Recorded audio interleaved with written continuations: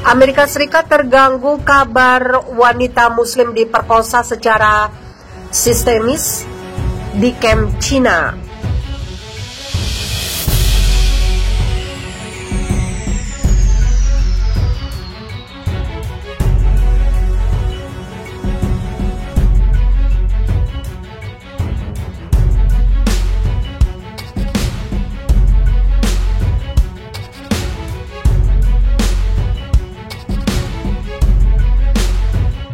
Amerika Serikat sangat terganggu oleh laporan pemerkosaan sistematis dan pelecehan seksual terhadap wanita di kamp penahanan untuk etnis Uighur dan Muslim lainnya di wilayah Xinjiang, Cina.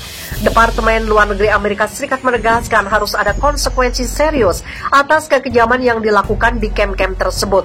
Satu laporan BBC mengatakan wanita di kamp menjadi sasaran pemerkosaan, pelecehan seksual, dan penyiksaan.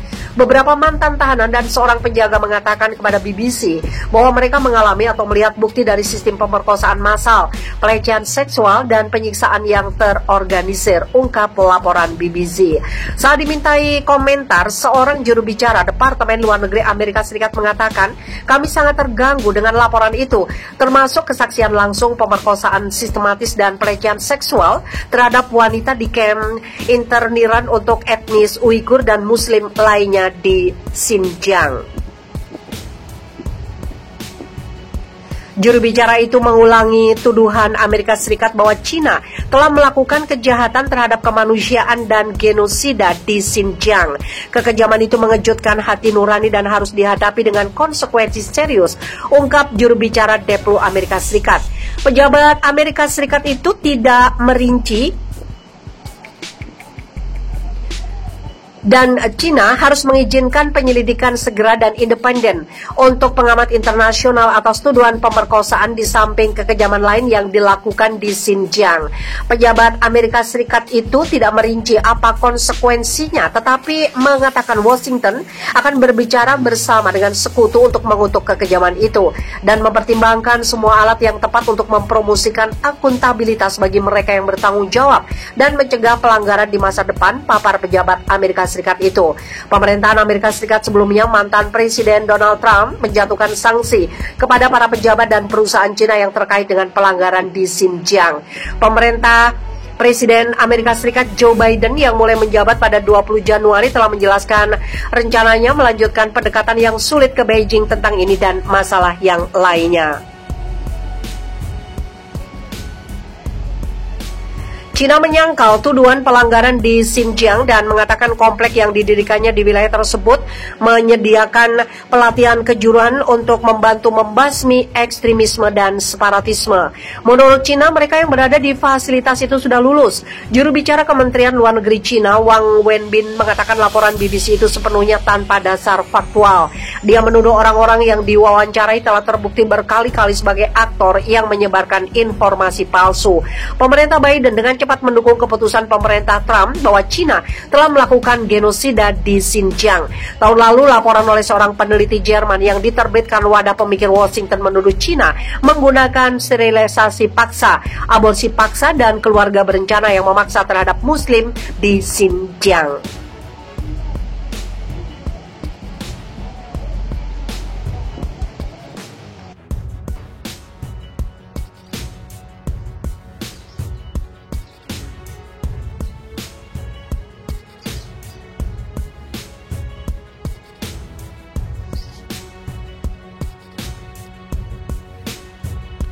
Cuaca ekstrim di Cina Timur renggut 11 nyawa.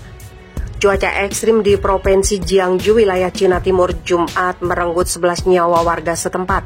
Sebanyak 11 warga tewas dan 102 lainnya terluka saat angin kencang menyertai hujan badai memporak-porandakan kota Nantong, Provinsi Jiangsu. Demikian dilaporkan otoritas setempat.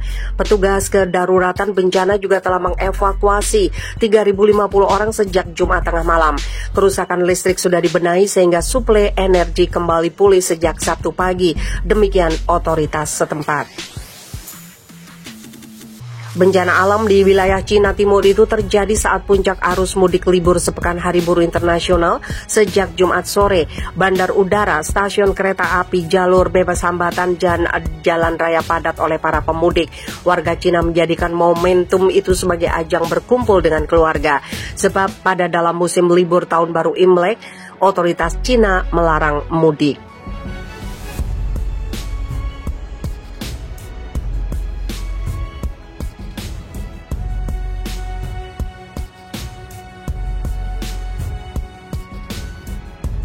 Indigo bongkar masa depan proyek Cina hidupkan orang mati. Ramalannya sebabkan virus baru yang menular. Cina yang dikenal sebagai negara yang maju dalam teknologi kini mengembangkan riset yang mengejutkan. Pasalnya negara tirai bambu tersebut tengah berupaya untuk menghidupkan kembali orang yang sudah mati. Model yang dipakai dalam riset ini adalah dengan melakukan pembekuan badan manusia. Sehingga dengan ini manusia yang meninggal dapat dihidupkan kembali. Sontak hal demikian menuai banyak respon dari berbagai pihak. Salah satunya adalah Gus Robin, seorang indigo dari Indonesia.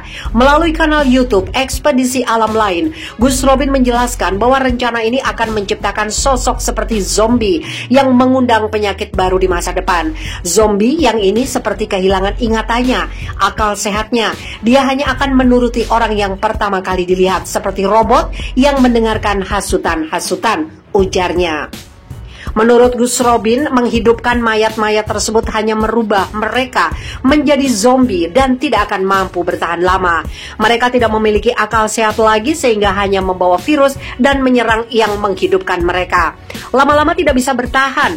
Pada dasarnya otaknya mati kemudian menjadi zombie dengan tidak adanya akhlak dan akal sehat lagi menyerang orang yang menghidupkannya dan dia tidak punya rasa kenyang, ujarnya. Dia tidak bisa mati kelaparan, ingin memakan sesuatu di depannya yang memiliki darah.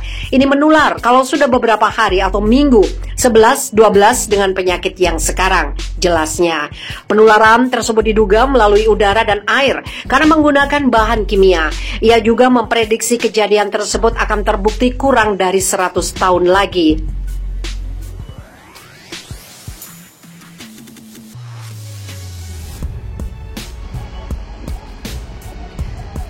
Dan Cina harus mengizinkan penyelidikan segera dan independen untuk pengamat internasional atas tuduhan pemerkosaan di samping kekejaman lain yang dilakukan di Xinjiang.